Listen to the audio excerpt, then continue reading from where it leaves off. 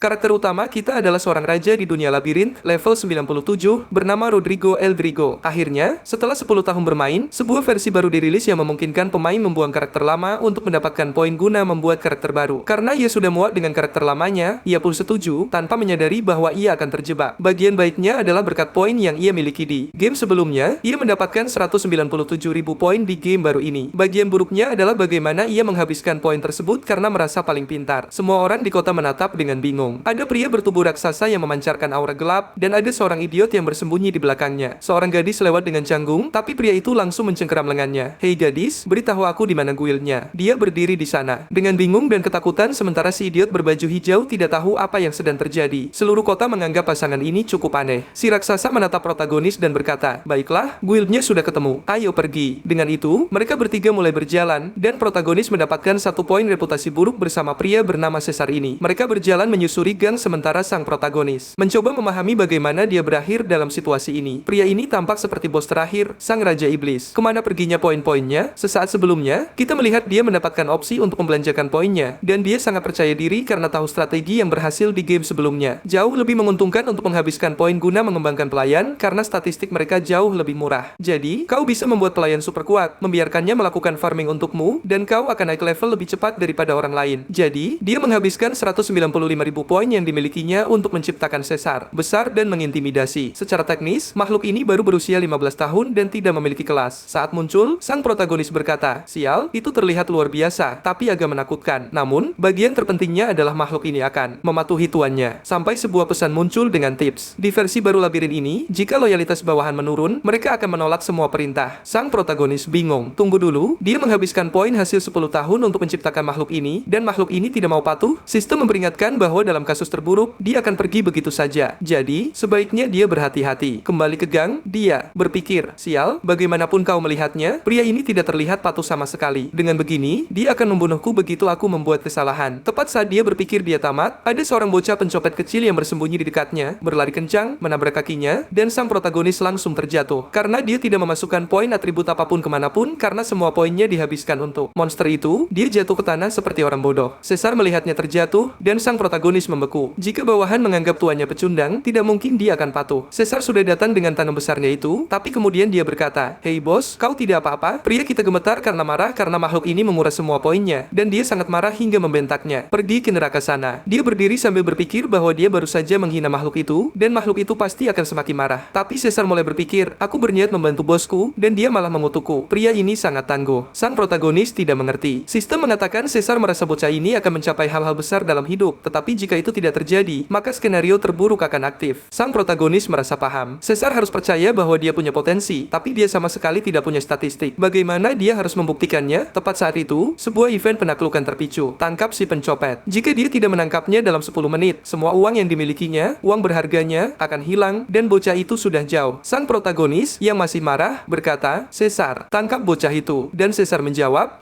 aku akan menangkapnya." Kemudian bawahan Caesar merasakan energi tirani darimu. Dia melesat seperti peluru sementara sang protagonis berpikir, "Pria ini adalah pelayanku," tapi dia menakutkan. Lalu dia menoleh ke arah gadis yang matanya berkaca-kaca. Dia mencoba berbicara padanya, tetapi gadis itu berbalik dengan ekspresi kesal. Sang protagonis berkata, "Kenapa dia menatapku seperti sampah? Aku tidak melakukan apa-apa, dan aku bahkan berhasil mengendalikan Caesar." Jadi, dia mengubah ekspresinya dan berkata, "Hei, dengar, apa kau tidak sadar siapa bawahanku? Jika kau tidak ingin kehilangan nyawamu, sebaiknya kau mulai bersikap sopan." Dia mulai meminta maaf, tapi dia bilang dia tidak menerima permintaan maaf. Gadis yang malang itu menawarkan koin, tapi nilainya sangat kecil sehingga dia berkata, "Demi Tuhan, itu tidak berguna. Pergi sana." Lalu sistem mengumumkan bahwa Caesar menangkap pencopet itu. Sang protagonis berpikir dia benar-benar kompeten, tapi kemudian ekspresi gadis itu berubah. Dan saat sang protagonis melihat, dia terlonjak. Caesar kembali sambil menyeret bocah itu dengan pedangnya. Sistem mengatakan bahwa dalam game ini, kau punya beberapa opsi. Kau bisa membunuh si pencopet, mendapatkan informasi, atau hanya mengambil kembali uangmu. Dan Caesar bilang anak itu mencoba melukainya dan pantas mendapatkan pelajaran. Sang protagonis berpikir Caesar ini memenggal kepala anak itu. Lalu Caesar menatapnya. "Hei, kenapa kau gemetar? Apa masalahnya?" Sang protagonis menyadari jika dia menunjukkan kelemahan, dialah yang akan mati. Caesar menatap, dan sang protagonis berkata, "Caramu menanganinya payah sekali." Caesar tidak mengerti. "Ya, tapi aku sangat cepat dan tidak ada yang melihatku melakukan apapun." Sang protagonis berkata, "Membunuh seseorang yang tidak memberimu keuntungan apapun adalah tindakan sia-sia." Caesar terdiam. "Tidak ada keuntungan? Tunggu, aku mengerti. Kau ingin aku mencari tahu di mana keluarga anak ini tinggal dan membunuh semua semuanya, kan? Hanya itu cara untuk memuaskan seseorang yang kejam sepertimu. Maaf, bos, aku tidak sadar seberapa jauh ide jahatmu. Sang protagonis hampir menangis sambil berpikir, bukan itu maksudnya. Setidaknya reputasi buruk bertambah 1. Dan dengan itu, mereka mendapatkan kembali 200 koin dari si bocah. Sang protagonis terkejut. Bagaimana bocah ini punya 200 koin emas? Dan bocah itu bilang ada banyak pemain bodoh hari ini, jadi dia berhasil mendapat keuntungan besar. Sang protagonis menyadari bocah itu mencuri dari NPC, dari pemain, dari siapa saja. Jadi, dia berkata, "Hei bocah, apa kau akan terus mencuri mulai sekarang?" Bocah itu menjawab, "Tidak, aku tidak akan melakukannya lagi." Sang protagonis berkata, "Bukan itu yang ingin ku dengar." Dia ingin bocah itu menceritakan kisah sedih tentang ibu yang sakit atau ayah yang kejam dan bagaimana dia harus bekerja keras untuk mendapatkan uang. Dengan begitu, sang protagonis bisa mendapatkan poin moral tanpa membunuh bocah itu dan mendapatkan reputasi buruk di kota. Tapi Caesar mencengkeram bocah itu dan mengatakan mulai sekarang, semua hasil curiannya, sebagian persentasenya menjadi milik Will. Begitulah katanya. 90% keuntungan adalah miliknya. Bocah itu bilang lebih baik jika dia berhenti mencuri, bahwa itu lebih baik. Tapi, Caesar bilang pencuri kecil sepertinya yang hanya bisa mencuri tidak akan berguna untuk hal lain. Dia sudah menghunus pedangnya sambil berkata jika dia menunggu diampuni oleh sang tuan, dia harus mati sekarang juga. Sang protagonis di latar belakang memintanya untuk tidak melakukannya. Sementara bocah itu menangis, membenturkan kepalanya ke tanah, dan berkata, baiklah, dia akan mencuri banyak setiap hari dan menyerahkan semuanya kepada Will. Sang protagonis tidak mengerti sementara sistem mengatakan dia sekarang memiliki pencuri kecil yang akan terus mencuri untuknya di sekitar kota, dan bahwa dia berjanji untuk membayar biaya si bocah. Dan karena dia berhasil menggunakan bawahannya untuk mengintimidasi orang lain, dia membuka atribut karisma. Sang protagonis berpikir ada yang salah dengan game ini. Bagaimana berperilaku? Seperti itu dianggap karisma saat dia berdiri di sana. Caesar berkata, "Bos, kau benar-benar luar biasa. Kau memasang jebakan untuk memeras semua uang darinya dan masih menjadikannya budak." Sang protagonis berpikir tidak ada satupun dari ini yang masuk akal. Lalu dia berkata, "Caesar, jangan khawatir, separuhnya akan jadi milikmu." Caesar hanya menjawab, "Terima kasih." Tapi pria kita menyadari dia tidak mendapatkan loyalitas apapun dari hal itu. Dia pikir Caesar akan mengatakan karena dia yang bekerja. Setidaknya itu sudah cukup. Tapi tidak. Kemudian gadis itu berkata mereka sudah sampai, dan tempat guildnya berada benar-benar kumuh. Sang protagonis merasa itu aneh. Biasanya, tempat para petualang mengambil quest seharusnya adalah tempat luar biasa di pusat kota. Tapi orang-orang di sana memainkan permainan bodoh di mana kau menusuk jarimu. Dan kelompok itu melihat ke arah pintu. Caesar masuk dan langsung bertanya, "Apa yang kalian lihat? Bajingan mana di sini yang ingin mati duluan?" Sang protagonis di belakangnya seperti, "Kawan, kau sudah memancing keributan dengan semua orang." Dia menoleh ke gadis itu, "Kemana kau membawa kami? Tempat apa ini?" Dia menjawab, "Maksudmu apa? Bukankah kau mencari guild kriminal?" Sang protagonis memegang kepalanya dan menyadari ini salah Caesar lagi karena wajahnya itu. Kemudian pria di belakang meja menyambut mereka dan bertanya apa yang mereka inginkan. Apakah mereka mencoba bergabung dengan guild? Caesar melangkah maju dan berkata, "Ya, tepat sekali." Seseorang di dalam berkata bahwa melihat penampilannya, akan ada pertumpahan darah hari ini. Dan pria di meja berkata, "Baiklah, untuk bergabung dengan guild, biayanya 5 emas. Karena kau baru sampai di kota, kau mungkin bahkan tidak memilikinya. Jadi, pergilah dan kembali saat kau sudah punya." Caesar membanting tumpukan koin di atas meja, dan pria itu berkata, "Oh, jadi kau benar-benar punya. Ini plakat kayunya. Itu hanya kartu identitas." Caesar langsung bertanya, "Kau mencoba menjual kayu seharga emas? Kau mencoba menipu bosku?" Orang-orang itu bingung. "Bos, siapa yang dia bicarakan? Mengapa pria menakutkan ini menuruti perintah dari bocah lemah ini?" Pria lain yang sedang minum berkata, "Hati-hati, jika dia menghormatinya, mungkin ada sesuatu yang tidak bisa kita lihat. Tapi kenapa dia berpakaian seperti pemula? Apakah dia memasang jebakan agar seseorang mencoba mengganggunya?" Tiba-tiba, Caesar muncul di belakang salah satu pria yang sedang menertawakan mereka. Pria itu berbalik dengan bingung dan bertanya ada apa. Caesar memukul wajahnya, dan dia menghantam lantai. Pria itu menumpahkan darah sekitar 15 liter. Caesar memperingatkan mereka untuk memperhatikan bagaimana mereka berbicara di belakang bosnya, atau dia harus membunuh semua orang di tempat itu. Dia sudah siap menghunus pedangnya. Kemudian sang protagonis berkata, "Caesar, tenanglah. Bahkan di ganggang dan jalan belakang, ada hukum yang harus dihormati." Caesar menyimpan pedangnya, mengatakan dia mengerti, dan kembali ke sisinya. Pria di belakang meja masih bingung. Dan sang protagonis berkata, "Baiklah, karena aku di sini, aku ingin pekerjaan, dan aku ingin imbalan." Pria itu mengetuk plakat kayu, dan daftar misi guild kriminal muncul. Berburu tikus, tingkat pemula. Penagihan uang, pemula. Patroli, pemula. Sang protagonis melihat bahwa misi-misi itu bukan hanya sampah, imbalannya pun sampah. Satu-satunya yang layak adalah menagih bunga dari seseorang yang tidak membayar iuran. Jadi, dia berkata, "Baiklah, aku ambil misi penagihan uang. Beritahu aku di mana toko bil." Pria itu hendak memberikan info, tapi seseorang muncul dari belakang dan berkata, "Tunggu, informasi tidak gratis." Itu pria bernama Hans yang mengatakan dia bisa mengantarnya ke sana dengan harga murah. Sang protagonis menyadari bahwa di guild kriminal terkutuk ini, semua orang berspesialisasi dalam memeras uang dari orang lain. Hans mulai berjalan berkata, "Ikut denganku." Sementara Caesar berkata, "Bos, kau benar-benar memilih sesuatu yang hanya akan dilakukan kriminal sejati. Aku tidak percaya kita akan pergi memeras uang dari pria yang tidak membayar iuran." Sang protagonis seperti, "Apa? Tidak, itu bukan melakukan rencananya. Dengan ragu, dia berkata, kita harus menghormati guild kriminal dan membuat keputusan cerdas. Tapi Caesar sudah terkunci. Hans membuka pintu, mengatakan jalannya melalui sana, menarik tirai, dan sang protagonis masuk. Dia melihat ada beberapa barang mahal, tapi terlihat agak tua. Lalu pria yang duduk di belakang berkata, yah,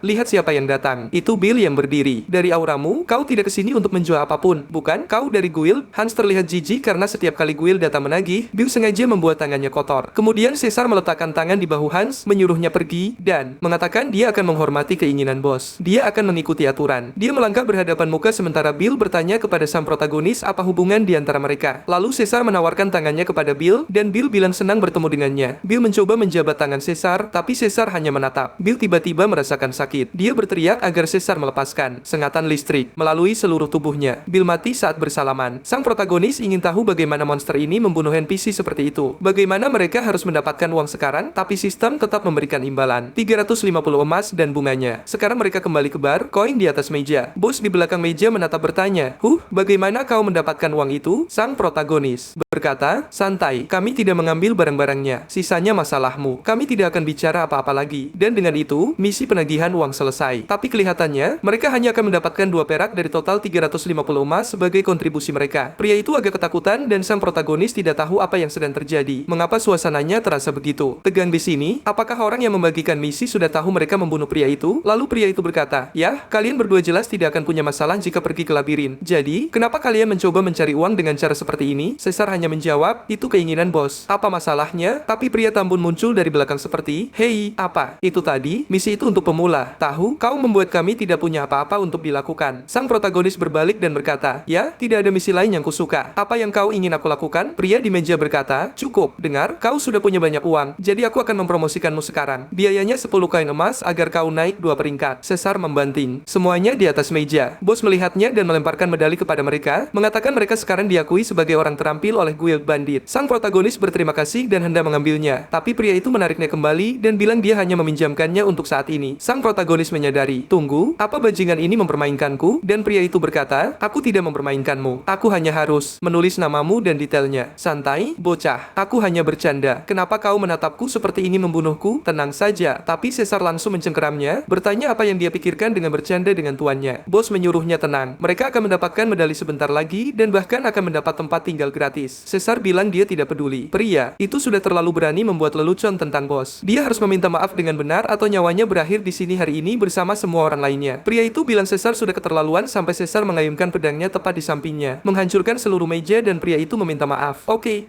lupakan saja. Ayo kita sudahi saja. Lalu dia menoleh ke sang protagonis dan berkata, ya, itu permintaan maaf yang tulus. Sementara itu, Caesar menyuruhnya membuktikan dia tulus dengan cara lain. Pria itu mengeluarkan 100 koin emas dan bilang itu tidak banyak, tapi ambillah. Sang protagonis bingung. Tunggu, 100 koin emas dari NPC? Sejujurnya, mungkin strategi ini membuahkan hasil. Tapi Caesar melihat sang protagonis tersenyum dan menoleh ke arah pria itu seperti, lihat, bosku menertawakan jumlah itu. Demi Tuhan, itu tidak tulus. Pria itu terlihat bingung mengatakan dia akan memberikan lebih banyak uang, lebih banyak barang. Ambil pedang ini. Ini memberi plus 3 kekuatan. Pria kita melihatnya. Itu sebenarnya pedang yang layak. Bilah tipis yang bagus, jangkauan yang baik, hebat untuk pertarungan jarak dekat. Dia memegang kembali sambil tertawa dan Caesar menoleh, menyambar pedang itu dan berkata semuanya tetap sampah. Sang protagonis tidak terlalu mengerti bagaimana dia harus bereaksi, jadi Caesar berhenti. Kemudian Caesar masuk seolah dia akan membunuh pemilik toko itu sungguhan, tapi sesuatu menghalangi serangannya. Dia bingung dan kemudian seorang gadis muncul dari pintu jebakan di atas bertanya keributan apa ini. Caesar menatapnya dan berkata, jangan menyela, kau bajingan. Dia menjadi sangat marah mengatakan beberapa orang gila muncul di guild. Siapa nama si kotor itu? Caesar menyebut namanya dan menyuruh bajingan itu menyebut namanya juga. Dia berterima kasih atas pujiannya dan mengatakan namanya Lena, yang mulia. Sang protagonis benar-benar tersesat. Bagaimana gadis ini bertingkah seperti itu di depan Caesar? Apakah dia mencoba mati? Caesar bilang dia akan memperingatkannya sekali lagi. Lebih baik dia tidak menyela lagi. Serius? Dia tidak akan berhenti menghinanya. Sekarang dia yang mengamuk mengatakan dia sudah tahu namanya. Jadi dia sengaja menghinanya. Sang protagonis tidak mengerti mengapa dia memprovokasi Caesar. Tidakkah dia melihat betapa berbahayanya dia? Pada saat yang sama, Caesar tampak ragu-ragu. Biasanya, dia sudah memotong lehernya. Itu berarti gadis yang berdiri di sana sama berbahayanya dengan dia dan dia terlihat sangat cepat saat mempertahankan dirinya. Caesar memiliki 10 kelincahan dasar yang sangat tinggi. Dia jenis monster yang seharusnya tidak secepat itu. Tapi jika dia memblokirnya dan masih bergerak seperti itu saat turun, dia mungkin memiliki statistik yang berlawanan dengannya. Itu masalah karena dia seharusnya tidak mencari masalah dengan seseorang sekuat itu secepat ini. Tapi dia tidak bisa menyuruh Caesar mundur atau loyalitas otoritas Caesar akan turun. Jadi, dengan canggung mencoba mencairkan suasana, dia berkata, "Apa namamu, Lucy atau Lena? Aku tidak ingat. Biar aku tanya sesuatu. Saat seorang kaki tangan melakukan kesalahan, siapa yang salah? Bosnya atau asistennya?" Dia berpikir sejenak dan menyuruhnya berhenti membuat segalanya rumit. Tapi sang protagonis berkata semua yang dia inginkan hanyalah agar pria itu meminta maaf dengan tulus. Dia terdiam lalu menendang koin di lantai, menyambarnya dari udara dan berkata dia dengan mereka mencoba bergabung dengan Guild. Jadi, mengapa orang-orang idiot ini bicara tentang membunuh orang yang memberikan misi? Dua potong sampah seperti mereka harus mulai dengan membersihkan lantai dan jendela sebelum menuntut apapun. Sang protagonis berpikir bajingan ini benar-benar masuk akal, yang justru membuatnya semakin marah. Jadi, dia berkata, "Hei, Lena, lihat simpananku di sini. Pernah lihat pemula dengan barang sebanyak ini?" Dia hampir meneteskan air liur mengatakan, "Kau bisa membeli seluruh toko dengan itu. Bagaimana mungkin seorang pemula punya sesuatu seperti itu?" Sang protagonis berkata, "Anggap saja dia memiliki semacam informasi yang tidak bisa dibeli dengan uang." Dia bilang dia tertarik bagaimana dia menghasilkan uang sebanyak itu dengan cepat. Dan juga, mengapa pria itu terus memanggilnya bos? Siapa namanya? Sang protagonis mengatakan namanya Wilmer. Jelas, dia tidak menggunakan logika karena dia meneteskan air liur lagi mengatakan namanya keren dan dia bisa menghasilkan uang. Jadi, begitulah. Mulai sekarang, dia tidak akan terlibat dalam masalah ini lagi. Pria di meja berkata, "Hei, Lena, tunggu. Kau tahu tugasmu adalah melindungiku di sini, kan?" Tapi dia hanya melompat pergi dengan akrobatik sambil berharap dia beruntung. Pintu jebakan tertutup dan pria itu terdiam. Kupikir Caesar mungkin ragu sejenak, tapi tidak. Caesar baru saja membelah kepalanya. Reputasi buruk Caesar naik 10 dan sang protagonis naik 20. Dia tidak percaya bahwa pada misi pertama mereka membunuh orang yang memberi quest. Kemudian kita melihat bahwa beberapa saat sebelumnya, Lena bosan karena orang-orang tua di bar itu tidak melakukan apa-apa selain menceritakan lelucon kotor dan minum. Dia merasa tidak berguna harus tetap di sana melindungi sekumpulan sampah. Jika bukan karena masalah kontribusi farming ini, dia sudah pergi. Saat itulah keributan. Caesar membangunkannya. Dia pergi memeriksa apa pertengkaran itu. Dia melihat semua orang berlari dan Caesar memancarkan aura yang memaksa pria itu meminta maaf. Bukan kepadanya, tapi kepada bosnya. Dia berpikir, tunggu, pria ini punya bos? Siapa bos dari seseorang seperti itu? Bagaimana mungkin eksistensi sebesar itu bisa menerima perintah dari siapapun? Kemudian dia memperhatikan dengan aneh bahwa bosnya tampak seperti orang malas. Biasa, bahkan pakaiannya sampah. Lalu dia melihat bos itu menyerahkan 100 koin emas dan berpikir, sial, dia akan mendapatkan 100 emas. Tapi bos itu tidak terlihat senang sama sekali. Wajah aneh macam apa itu? Dia benar-benar terlihat tidak puas dan wajahnya juga jelek. Ya Tuhan, bahkan setelah bos itu menyerahkan pedang super, pria itu masih memasang tampang seperti, "Aku tidak percaya kau memberiku sampah seperti ini." Lalu tiba-tiba, Caesar pergi untuk membunuh bos dan dia yakin pria ini adalah semacam psikopat. Membunuh pemberi misi pada dasarnya adalah bunuh diri. Dia melompat untuk menghentikan kekacauan dan terkejut saat dia mengeluarkan simpanan itu. Pada saat itu, dia tahu bahwa siapapun pemula ini, dia harus dekat dengannya. Alasan kenapa mesin VR yang digunakan protagonis untuk masuk ke game tidak sinkron dan beberapa ekspresi wajahnya keluar dengan salah. Kembali ke masa kini, tepat saat kepala pria itu terpotong, asisten Guild mati. Sang protagonis tahu jika sisa Guild mengeluarkan misi untuk membunuh Caesar. Bahkan mereka berdua tidak akan mampu menanganinya. Ini gila. Tapi sekali lagi, tidak ada yang normal sejak awal. Jadi, dia menoleh ke Caesar. "Hei, Caesar, sadarkah kau bahwa kau hanya melakukan apapun yang kau mau? Sekali lagi, kau mengacau." Caesar bilang dia sudah mempelajari pikiran bos. Sejujurnya, dia seharusnya menyiksa pria itu dan membunuh beberapa orang lagi. Dia benar-benar pelayan tidak setia yang mengerikan. Sang protagonis berpikir setidaknya bagian terakhir itu benar. Bajingan ini tidak patuh. Tiba-tiba, Lena muncul berkata, "Wow, bos benar-benar kejam." Dia belum pernah melihat seseorang yang begitu berdarah dingin mengeluh bahwa bawahannya tidak menyiksa seseorang. Sang protagonis bingung. Disinilah dia kembali. Caesar menyuruhnya untuk tidak membuka mulut untuk mengatakan yang sudah jelas. Tentu saja, bos dari organisasi gelap terbesar yang akan menghancurkan dunia akan menjadi kejam. Sang protagonis berpikir bajingan ini sangat memalukan. Dialah yang akan diperlakukan seperti orang bodoh. Tapi Lena mengatakan itu menarik. Turun dari langit-langit dan mengatakan dia adalah seorang profesional dalam perlindungan dan pembunuhan. Dia juga memiliki koneksi dengan guild kriminal dan sangat jelas dia adalah kecantikan yang memukau. Gadis langka sepertinya jelas jenis talenta yang dibutuhkan bos. Sang protagonis bingung. Dalam kalimat yang sama, dia menyebut dirinya luar biasa dan juga seorang pembunuh. Tidak satupun dari ini masuk akal. Jadi, dia bertanya, "Apa kau mendengarkan apa yang kau katakan sendiri?" Tapi dia melangkah lebih dekat dan berkata dia tahu segalanya. Sekarang dia tahu mengapa pembunuh mania ini mengikuti bos seperti dia. Sang protagonis menyuruhnya pergi, tapi dia tidak mau dia mengatakan dia yakin. Dia baru saja mengungkapkan keinginannya untuk membangun dan menguasai dunia. Jika hal luar biasa itu benar-benar akan terjadi, dia ingin ikut serta karena itu jauh lebih baik daripada bergabung dengan serikat kriminal. Dia mendekat dan berkata bahwa untuk saat ini dia akan mendaftar di serikatnya dan dia harus tahu kalau dia mematok tarif tetap. Sang protagonis menolak, mengatakan dia tidak akan membayarnya sepeser pun, tetapi wanita itu menanggapinya seolah-olah dia telah menerimanya namun hanya tidak memberinya gaji. Dia pun senang dan berkata bahwa sang protagonis benar-benar kejam. Kini dia menjadi bagian dari timnya. Caesar mengamati dan membatin, bosku akan memperbudak wanita ini. Kesetiaannya pun meningkat satu tingkat lagi. Sang protagonis bingung. Dia sudah bilang tidak akan memberinya apa-apa, jadi kenapa dia terlihat senang? Tapi sekarang, itulah dua miliknya, seorang pembunuh gila dan seorang assassin. Jelas sekali, si gila ini tak lain adalah Caesar, tapi versi wanita. Kemudian adegan berpindah ke tengah kota. Sang protagonis masih bingung dan Caesar bertanya apakah gadis itu akan baik-baik saja. Dia melambaikan tangan, memberitahu Caesar untuk tidak khawatir, dia sudah menghafal wajah semua orang. Sang protagonis hanya berkata, jangan khawatir soal itu, Caesar. Aku tidak ingin membuang waktu untuk hal semacam itu. Caesar meminta maaf. Dia lupa bahwa bosnya tidak peduli dengan bawahannya. Sang protagonis menempelkan tangan ke wajahnya dan memutuskan untuk memuji bagaimana watak Caesar. Dia perlu mencari tahu bagaimana psikologi pria ini bekerja. Kemudian dia melihat seorang gadis kecil menangis dan berkata, lanjutkan, Caesar, apa yang ingin kau lakukan saat melihat seorang anak menangis? Caesar menatap, memperhatikan gadis itu menangis, menunjuk, dan berkata, aku mengerti, bos. Anda ingin mempekerjakannya sebagai pengemis dan menyuruhnya meminta uang dari orang-orang untuk Anda. Sang protagonis menepuk jidatnya. Bukan, aku ingin tahu apa yang ingin kau lakukan, bukan aku. Apa niatmu? Caesar berjalan mendekat, melihat sebentar, lalu pergi begitu saja sambil berkata bahwa gadis itu tidak berarti apa-apa dan dia tidak peduli. Sang protagonis berpikir, bagus, itu lebih baik daripada dia ingin membunuhnya. Aku terima. Lalu adegan beralih ke serikat petualang yang sebenarnya. Semua orang membicarakan betapa sulitnya mendapatkan misi yang bagus akhir-akhir ini. Mereka melihat antrean yang sangat panjang dan Caesar berkomentar bahwa antrean itu terlalu panjang tanpa alasan. Namun, sang protagonis menyuruh Caesar untuk diam dan ikut mengantre, dan dia pun patuh. Sang protagonis menyadari bahwa dia mulai memahami cara memberikan perintah kepada Caesar tanpa membuatnya curiga. Dan ada banyak petualang yang berbisik, siapa bocah yang memerintah pria raksasa itu? Ada yang aneh. Caesar menunjukkan senyum menyeramkan itu. Akhirnya, giliran mereka tiba. Wanita itu meminta setetes darah pada alat tersebut untuk menjelaskan cara kerjanya dan mengatakan statistik mereka akan muncul. Caesar mendengar itu dan berkata itu ide yang bagus. Lalu dia berteriak agar semua orang bersiap. Sampah-sampah. Di tempat ini akan segera menyaksikan kemampuan yang tak terlupakan. Sang protagonis berpikir bajingan ini menarik perhatian dan dia berkata, tidak mungkin aku membuang darahku untuk hal sebodoh itu. Jelas, dia berniat menghindar, tetapi dia menyadari tempat itu memiliki atmosfer berat yang aneh. Mungkin semua orang takut padanya. Bagaimanapun, dia memutuskan, baiklah, terserahlah, aku akan meneteskan darah, memeriksa statistikku, dan menyelesaikan ini semua. Lagi pula, aku sudah banyak melatih karismaku, jadi mungkin sesuatu yang bagus akan muncul. Pria malang itu berpikir potensinya akan luar biasa. Dia berpikir, ya, jika aku bisa mengendalikan Caesar sejak awal, itu pasti memberiku status tambahan. Aku akan mendapatkan sesuatu yang bagus. Dia menoleh ke wanita itu dan berkata, baiklah, mari kita lihat. Kelas apa yang bisa kubangkitkan? Dia melihat sekilas dan sang protagonis agak terkejut. Bocah itu bisa menjadi penipu, pemain curang, atau perampok bersenjata. Caesar menatap, ekspresinya berubah, dan sedikit demi sedikit dia melangkah mendekat. Sang protagonis berpikir bahwa dengan kelas seperti itu, otoritasnya pasti akan turun. Tapi, itu masuk akal. Segala hal yang dia lakukan untuk bisa masuk ke dalam game ini adalah mengancam warga sipil, merampok penjahat, dan kemudian membunuh orang-orang dari toko itu. Jelas, berdasarkan apa yang telah dia lakukan, itulah hasil yang paling mungkin. Namun, kemudian ekspresi Caesar berubah lagi, dan dia berkata sangat cocok jika dia menjadi bosnya. Sang protagonis menatap layar dengan bingung, dan saat itulah dia melihatnya tiba-tiba berubah. Sekarang menampilkan kelas bos dalam pembunuhan dan assassin. Sang protagonis bertanya kepada wanita itu mengapa kelasnya berubah tiba-tiba. Dia mengatakan terkadang itu terjadi ketika dia memiliki semacam pesuruh atau semacamnya. Efeknya bisa memakan waktu lebih lama untuk menunjukkan apa yang sebenarnya dia miliki. Caesar di latar belakang bergumam,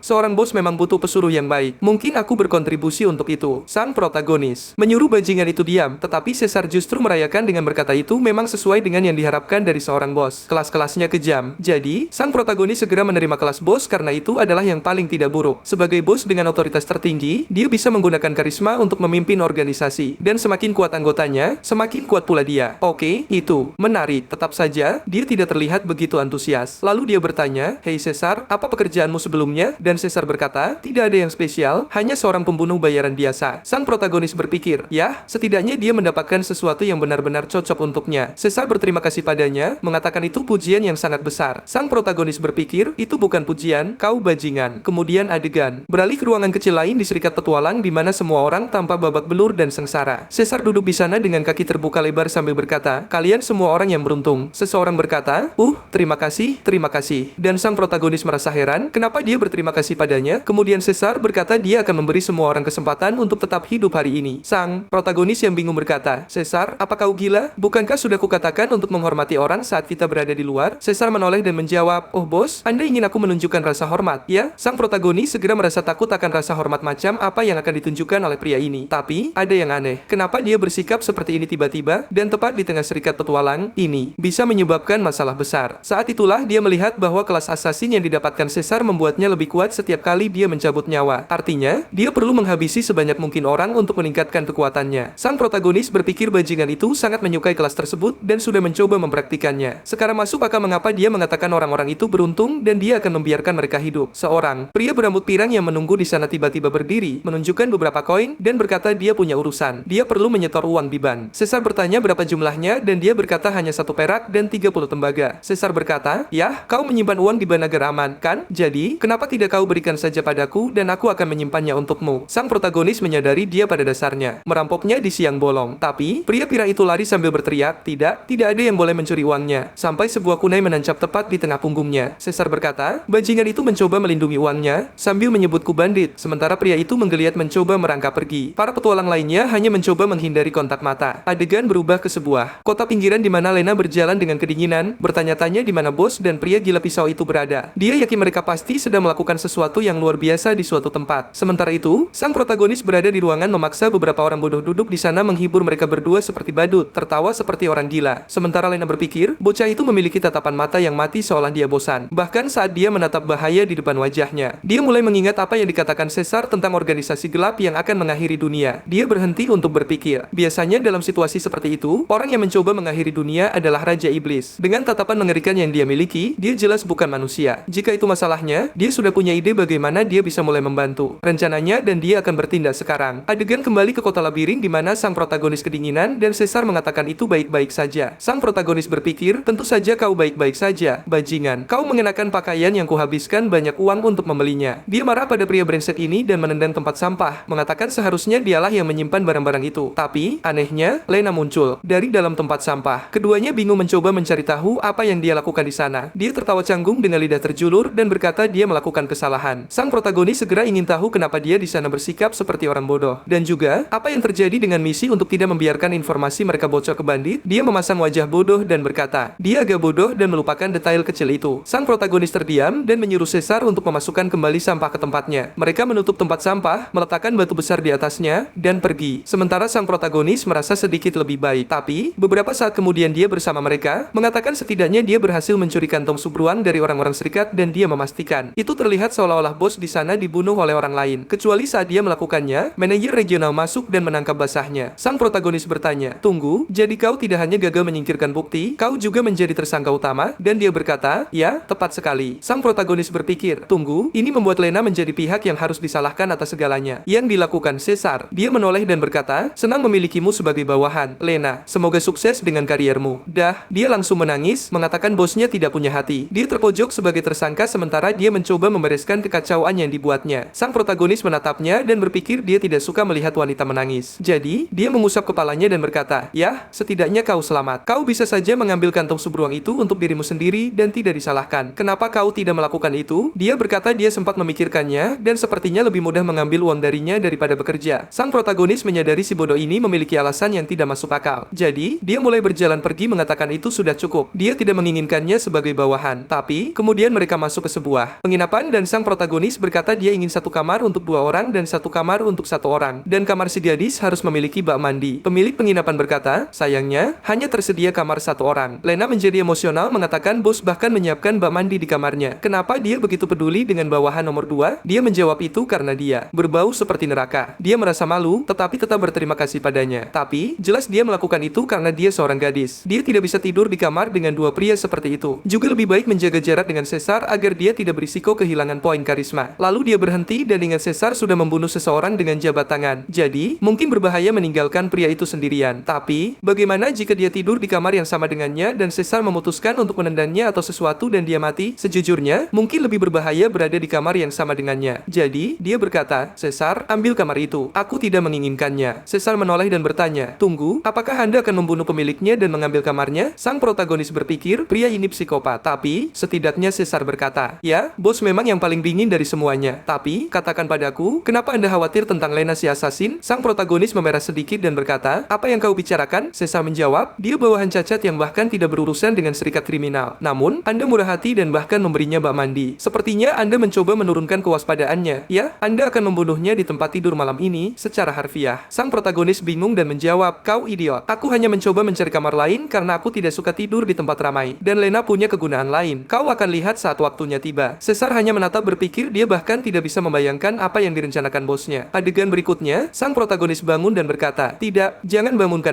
aku bosnya." Tapi, Caesar yang menyuruhnya bangun. Sang protagonis ingin tahu kenapa dia di sana. Matahari sudah terbit, dan sepertinya dia bahkan tidak tidur 3 jam. Lalu dia melihat ke samping dan bingung. Caesar ada di sana dengan pedang berlumuran darah sambil mengelapkannya di spray. Sang protagonis bertanya apakah dia membunuh seseorang. Caesar berkata, "Tentu saja tidak. Dia membunuh 7 orang dan tidak ada yang melihat." Sang protagonis langsung yakin dia pasti telah membunuh Lena dalam tidurnya. Pria ini benar-benar psikopat. Tapi, entah bagaimana gadis itu selalu menemukan pintu rahasia dan muncul mengatakan selamat pagi. Bertanya apakah bos tidur nyenyak. Dia tidak mengerti dan dia berkata dia ada di sana untuk memastikan bos selalu tidur nyenyak dan masa depan yang makmur. Sang protagonis tidak mengerti apa yang terjadi. Dia baru bangun 10 detik dan mereka berdua sudah ada di depan wajahnya. Dan anehnya, mereka berdua tanpa khawatir padanya. Lalu dia sadar. Tidak mungkin dia melihat mereka berdua sebagai rekan. Jadi, dia berkata, "Sebaiknya kita pergi dari sini sekarang." Kembali ke Serikat Petualang, ada beberapa orang di sana tanpa hancur. Semua orang membicarakan sesuatu yang 3 kali lebih keras daripada labirin. Seorang gadis berkata dia semakin mahir, tetapi gerakan monster-monster itu terlalu abnormal. Seseorang setuju mengatakan siapa yang akan mengira mereka akan sangat menderita hanya untuk membunuh monster lemah. Kemudian salah satu dari mereka menabrak seseorang. Tebas siapa? Saat dia menoleh ke belakang, dia melihat Caesar yang segera bertanya apa masalahnya. Apakah dia mencoba bersikap seperti bos? Lena menoleh juga, dan menepuk bahu sang protagonis mengatakan ada orang mesum yang menatap tubuhnya, dan dia hanya butuh izin untuk membunuhnya sekarang. Keduanya siap memulai pertarungan. Kelompok yang ketakutan itu lari panik meninggalkan teman mereka sementara reputasi jahat sang protagonis meningkat. Jadi, dia berkata, "Demi Tuhan, mari bicara. Kita tidak bisa terus membuang waktu seperti ini setiap saat." Lena dengan bersemangat bertanya, "Jadi, apa? Apakah kita akhirnya akan melakukan sesuatu?" Dia berkata, "Ya, kita akan pergi ke labirin. Tapi, karena kita pemula, kita harus mulai dengan misi pemula." Caesar bertanya apakah ada masalah dengan itu. Sementara Lena langsung menyebut sang protagonis cupu. Dia menjelaskan mereka perlu menyelesaikan misi awal untuk membangun kembali kekuatan mereka dan membuka misi yang lebih sulit. Itu seperti membuktikan apa yang bisa mereka lakukan. Caesar bilang dia mengerti, tapi Lena bertanya kenapa misi pemula. Caesar membentaknya mengatakan dia benar-benar tidak mengerti bosnya. Jika mereka mencetak rekor yang konyol, pemula akan merasa hancur total. Poinnya adalah mempermalukan semua orang. Lena bilang dia mengerti. Sekarang mereka merendahkan diri hanya untuk mempermalukan orang lain dan itu adalah kejahatan murni. Sang protagonis berpikir setidaknya mereka sepemikiran. Terserahlah. Seorang manusia pembunuh dengan kekuatan 20 sendirian, seorang gadis dengan kelincahan gila ditambah kantong inventaris. Ya, dengan trio seperti itu, jelas tidak akan sulit untuk membersihkan misi pemula. Selain itu, mereka akan menghasilkan uang dan mendapatkan jarahan ekstra dari drop monster. Jadi, dia memilih quest penaklukan goblin. Sang protagonis berpikir itu menarik. Karena pengalaman dibagi dalam party, dia akan naik level tanpa harus bersusah payah. Itu adalah rencana sempurna untuk mantan pemain peringkat atas seperti dia. Lalu dia menyuruh kelompok itu bersiap karena mereka akan melakukan misi pertama mereka. Di tengah kota di balik gerbang besar dan penghalang masif terdapat labirin. Seluruh kota berpusat untuk menjaga monster tetap terjebak di sana dan terus menyerang mereka agar tidak berkembang biak. Dan di sanalah mereka berada di pintu masuk yang penuh dengan mayat. Caesar tertawa dan berkata, "Sekelompok idiot mati dengan cara yang bodoh." Sang protagonis berkata mungkin, sementara Caesar berkata dia bertanya-tanya apakah itu minotaur raksasa, mungkin troll, atau ogre 3 meter. Sang protagonis menyuruhnya. Ingat mereka sedang dalam misi pemula. Serikat tidak akan mengirim mereka ke tempat dengan monster seperti itu. Caesar berkata itu memalukan. Dia menantikan untuk menunjukkan kekuatan aslinya. Kemudian Lena menunjuk ke samping dan berkata ada bandit goblin di dekat mayat-mayat itu. Mereka berdua hanya berdiri di sana dan sang protagonis berkata, "Baiklah, inilah pertarungan besar pertama. Lanjutkan, tangani itu." Caesar mulai menghunus pedangnya mengatakan mereka bahkan tidak bisa memberikan bayangan di dunia kegelapan. Mereka pergi, tapi Lena menyerbu masuk, menusuk 2 kali, membunuh kedua goblin, dan selesai. Dia bertanya kenapa dia hanya berdiri di sana bercerita sementara mereka sudah mencoba membunuhnya. Mengatakan mereka akan menghabisinya karena dia mencuri taringnya. Untuk pertama kalinya, sang protagonis benar-benar mempertimbangkan bahwa mereka mungkin akan saling bertarung, meskipun mereka berdua bawahannya. Bagian baiknya adalah entah dari mana geng goblin muncul dari segala arah. Tapi jujur, kupikir mereka akan teralihkan, kecuali mereka berdua masih saling bertarung. Lena langsung menyerang Caesar dan dia mengayunkan pedangnya ke arahnya. Dia menghindar dengan fleksibel, tetapi akhirnya menghabisi 4 goblin sebagai bonus. Dia menyebutnya kotor, melemparkan 3 pisau, dia menghindar, dan sekarang makhluk-makhluk di belakangnya yang mati. Mereka saling bertarung, tetapi pada dasarnya semua goblin di sekitar mereka yang terus mati. Sementara itu, sang protagonis ada di sana bersembunyi di balik batu mengumpulkan banyak pengalaman. Situasinya anehnya sempurna. Beberapa saat kemudian dia berjalan dengan bangga. Setelah naik level, lalu dia berkata,